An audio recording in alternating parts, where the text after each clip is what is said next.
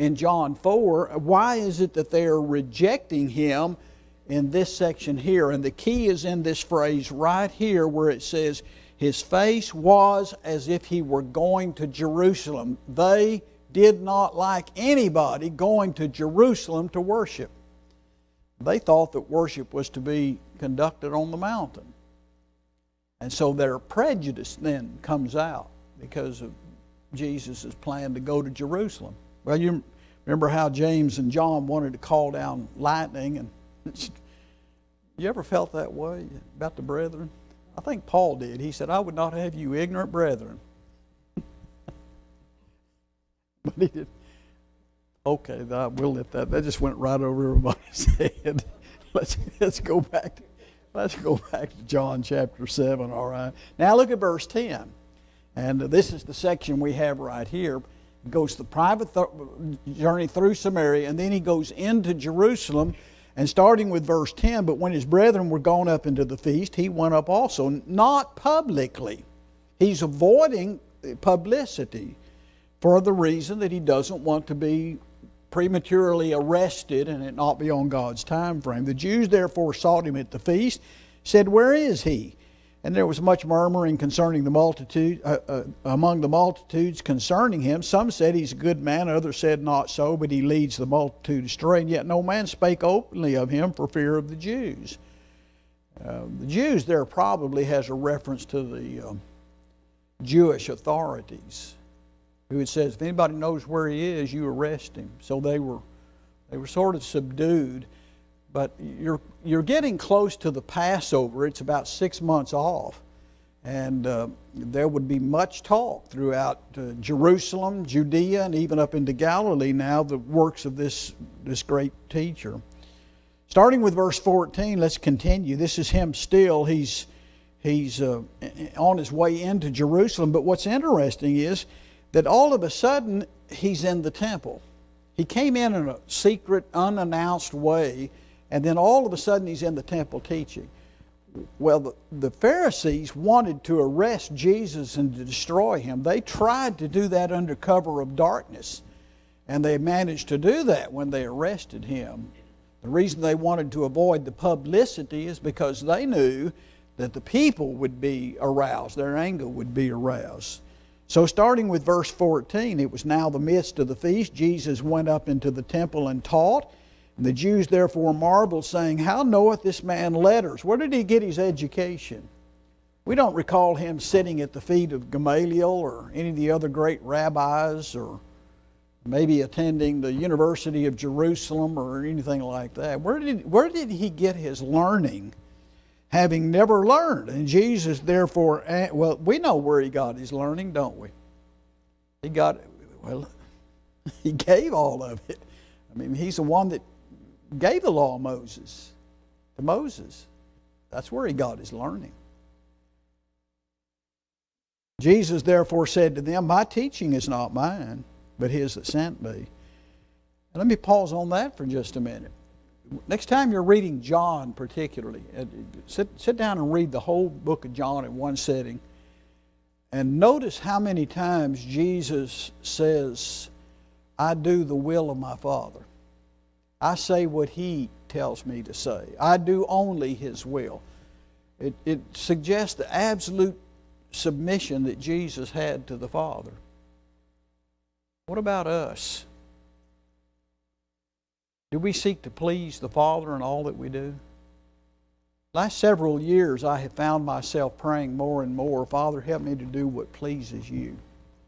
I'm not saying that I haven't been doing that or that I didn't have that attitude, but having written a commentary on John, I've come to understand the great submission that Jesus manifested and demonstrated, and we're to walk in his footsteps. Think about Philippians 2, verse 5 and following. Have this mind in you that was also in Christ Jesus, who existing in the form of God, counted not that equality, being on an equality with God, a thing to be grasped or held on to. King James reads, I think it reads, counted it not robbery to be equal with God. But that word robbery is talking about the spoils of robbery. He didn't want to cling to those things, but he emptied himself and took upon himself the form of a man, and being obedient to death, even the death of the cross. Look at him in the upper room in John chapter 13 that we looked at last week. And what does he do? He takes a towel, he girds himself, he washes the filthy, dirty feet of these disciples because they would not do it. And then he says, do you know what I've done? Well, they knew what he did physically. They saw it. They observed it with their eyes. But he's asking, do you know what I really did? I washed your feet. I am a servant. And here was a king who was a servant. Now look, if Jesus takes that role as a servant, doesn't that mean that you and I ought to be servants first and foremost?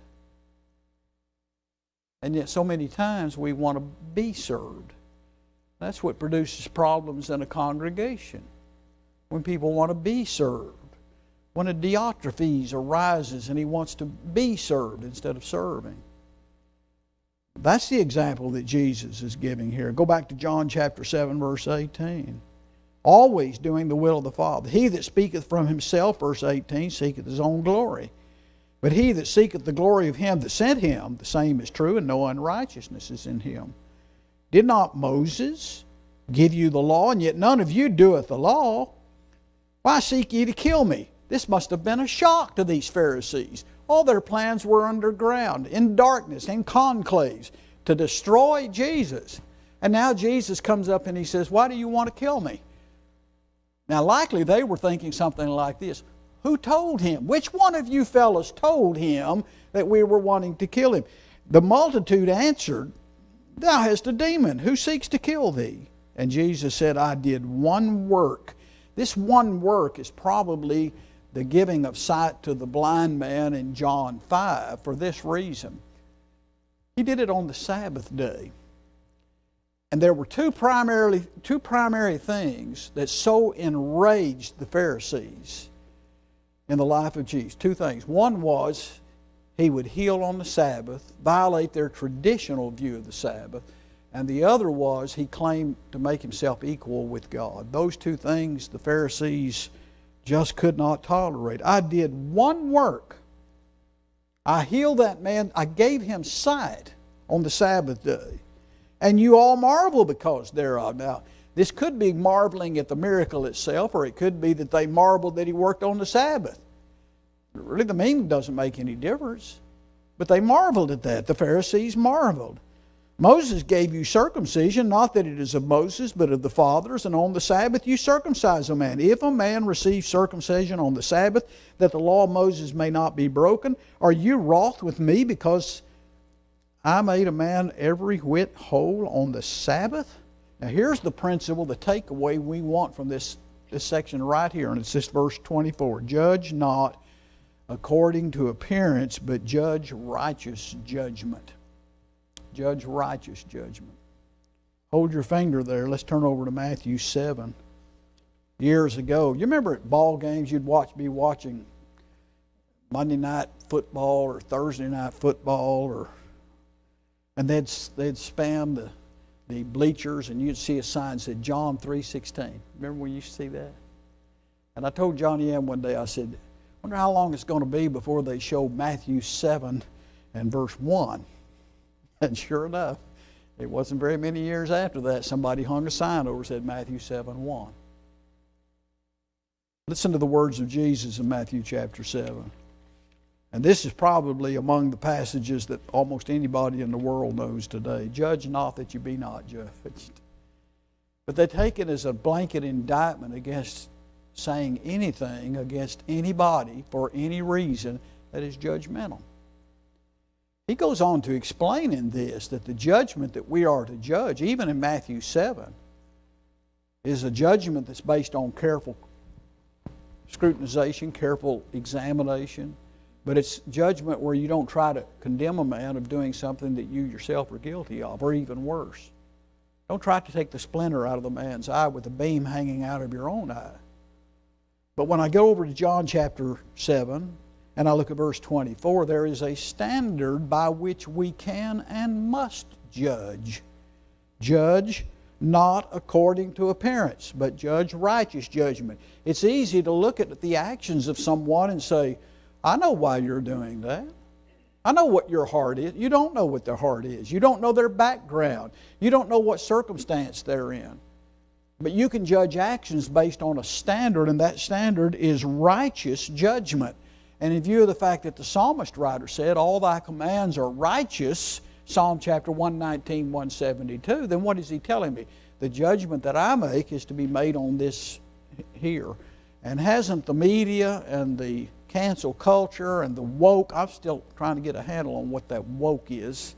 I think it's because I get up before the sun comes up every morning and nobody else has woke up yet. Is there something like that, Mark? Does the sun come up slow in Indiana? It does. It does in Tennessee.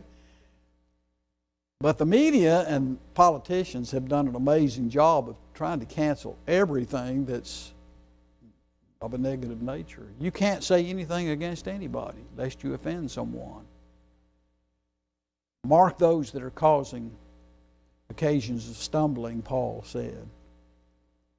How do you do that unless you judge that they're doing things wrong? How do you withdraw from an unruly and ungodly brother that's in need of discipline unless you do a little bit of judging based on the righteous standard? So don't take Matthew 7:1 as a blanket indictment against all judging.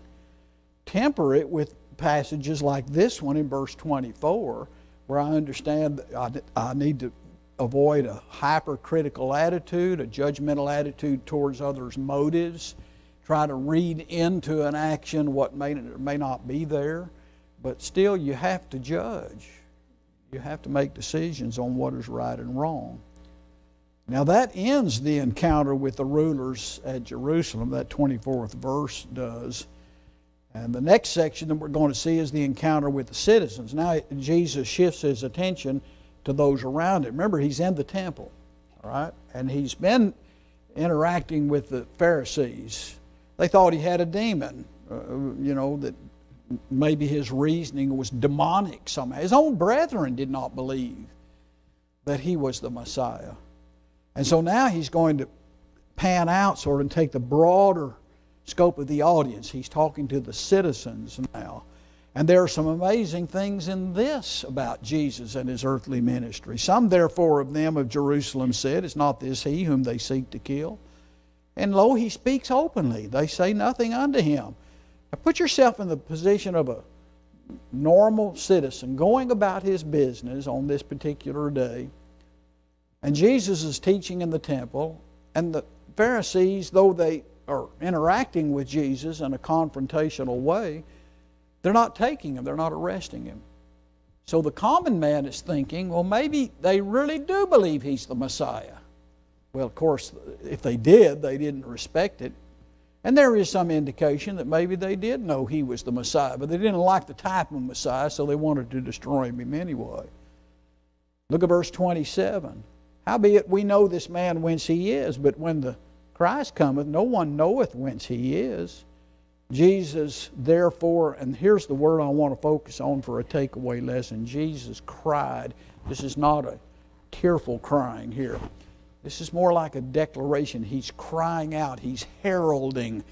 And the word itself has the idea of a loud proclamation. If you can imagine what you studied in history about the criers who would go forth, during the days of the pilgrims, and they'd go town to town and they would herald the news as they walked through town.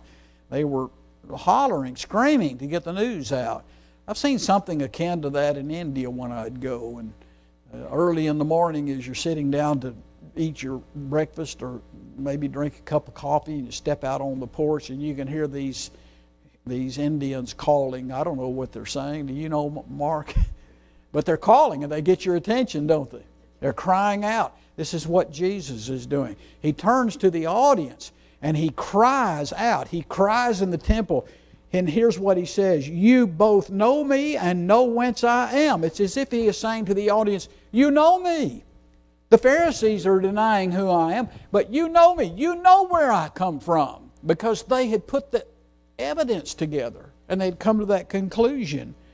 And I am not come of myself, but he that sent me is true, whom you know not. There's a message that needs to be proclaimed loud and clear from the streets of America. that Jesus came from the Father, that Jesus came to save men. That message needs to be heralded every opportunity that we have. Look at verse 29. I know Him. Who? I know the Father, because I am from Him, and He sent me. They sought therefore to take Him. Who's the they? That's probably the Pharisees. And yet no man laid hands on Him, because His hour was not yet come. Was that a miraculous restriction? There could be some miraculous in that, but there could also be a certain sense in which they were fearful of the people. Maybe a combination of both of those. But the multitude, verse 31, but of the multitude many believed on Him. They said, when the Christ come, will He do more? Look at this. Will He do more signs than those which this man has done? That tells me that Jesus in His earthly ministry was doing an abundance of signs, enough to convince any honest soul. You go over to the last chapter in John, well, in fact, the next to last chapter, last two verses in John chapter 20, 30, and 31, many signs just did Jesus in the presence of the disciples, not written in this book. But these are written that you might believe, and that believing you might have life in His name. Go over to the last 2 or 3 verses in John. Even if they had recorded all the works of Jesus, the world couldn't have held all the books. Now there may be a sort of a hyperbole there, an exaggeration, but it wouldn't be far off. The amazing works that Jesus, it was not the absence of evidence to convince people that Jesus was the Son of God. It was that people refused to see the evidence, and it's the same way today. Go out, step out on a starry night, a cloudless night, and look up at the stars, and tell me there's not a Creator in heaven that made all of that. Look at the beauties of the trees and the sunrise and the sunset. I was telling Brother Caleb Bennett the other day when Johnny Ann and I lived in Port Elizabeth, South Africa. That was on the eastern coast of that little continent of Africa, southern part of Africa. I saw some of the most beautiful sunrises and sunsets I'd ever seen. It may be because it was a tropical atmosphere. I mean, it was absolutely gorgeous. How can anybody look at that and say there's not a God in heaven? How can you look at the human body and its makeup and say this just happened by evolution? How can you look at any system in the human makeup, the eyes, more powerful than any camera that man ever devised? Hear until the hearing goes bad, but hearing that's able to pick up the smallest little sound. They've now developed these cochlear implants. I'm looking into getting one of those. And yet they keep telling me it's not quite like your natural ear. Quite like. It's nothing like that natural ear. But it'll do in a pinch, won't it? What about this right here? Eyes. The eyes. We have to have glasses to see. And the list goes on and on and on. It wasn't a matter of the signs. It was a matter of them refusing to see the signs. Read verse 32. The Pharisees heard the multitudes murmuring these things. We have marking. What do they call those markboards? Whiteboards. Now they don't have, in most class we got chalkboards, but whiteboards. You can't do your fingernails on a whiteboard and get any effect. But you've heard the adage. Must have been like taking your fingernails and just scraping them down a blackboard. The Pharisees heard the multitude murmuring these things concerning Him. The chief priests and the Pharisees sent officers to take Him. Okay, you go get Jesus. You bring Him to us. And we're going to see an amazing outcome in that. Jesus said, yet a little while I'm with you, and I go unto Him that sent me. You shall seek me. You'll not find me. Where I am, you cannot come. And the Jews said among themselves, where will this man go? Is he going to go off into the dispersion? They did not understand that He was talking about His glorification. You shall seek me and shall not find me, and where I am, you cannot come. Not in your present state, you can't. There's got to be a change in your mind and your heart, He's telling the Pharisees and the people. You can't come where I am unless there's a change in your heart and your attitude. And that's what the Gospels are about, is how to produce the change in the lives of men and the hearts of men and bring about the blessing of eternal life. I want to spend a lot of time on verses 37 down through verse 44 because it deals with the this rivers of water, and I'm running out of time, but I want to jump over to verse 45 and touch on this, and then next week we'll come back and I'm going to touch on this. What were these rivers of water, this Spirit that He promised in verses 37 through 40. Verse 45, remember they sent the officers, and watch how these officers respond. The officers therefore come to the chief priests and the Pharisees, and they said to them, why did you not bring him? Why didn't you arrest him? Bring him. And the officers answered, never man so spake. Be careful that you don't read that, never any man so spake, as if to say Jesus is one man among many. Here's what those officers were saying. Man never spoke like that. And there's not a man who has ever spoken like Jesus. The depth of His teaching, the wisdom of it, the power of those words, the same power which we have right here. That when a person listens and hears the words, there's an internal change in his heart. I don't understand how reading this can so affect the mind that it causes you to be motivated to want to do good and right and be obedient to God. I don't understand that. But the power in these words is exactly the same power that was demonstrated in Genesis 1. Let there be light, and there was light. The very words. And that's why the emphasis is placed repeatedly on the words in the Scripture. Don't buy into this foolishness where people say God inspired men, the apostles, with thoughts, and they wrote it out the way they want. Just ask yourself a question, will you? How can you communicate a thought without words? Can't do it. Let's come back and talk about this living water and things like that. And, do I have one more bell? I do. Let's finish up this chapter and then we'll come back to that. Look at verse 47. The Pharisees therefore answered and said, are you also let us... Well, they couldn't stand this, could they? Have any of the... This is the argument ad intelligentsia right here. Has any of the rulers believed on Him? When somebody has to appeal to intelligentsia, everybody believes that. The scholars believe that. All the important people believe that. That doesn't make any difference. All the scholars in theological seminaries, they don't have anything right. Don't believe intelligentsia. But this multitude that knoweth not the law are accursed. What are these Pharisees saying? You dummies. If you're as smart as we are, you'd know this isn't the Messiah. That'll be an insult. But this multitude that knoweth not the law are accursed. And Nicodemus, aren't you glad there's a Nicodemus here and there? He stands up and he says, does our law judge a man except at first hear him and know what he doeth? And they answered and said, the same old thing, you dummy. Nicodemus, you just don't have any sin. Art thou also of Galilee? Search and see that out of Galilee ariseth no prophet. It'd be like somebody saying, well, you're from Indiana. What sense do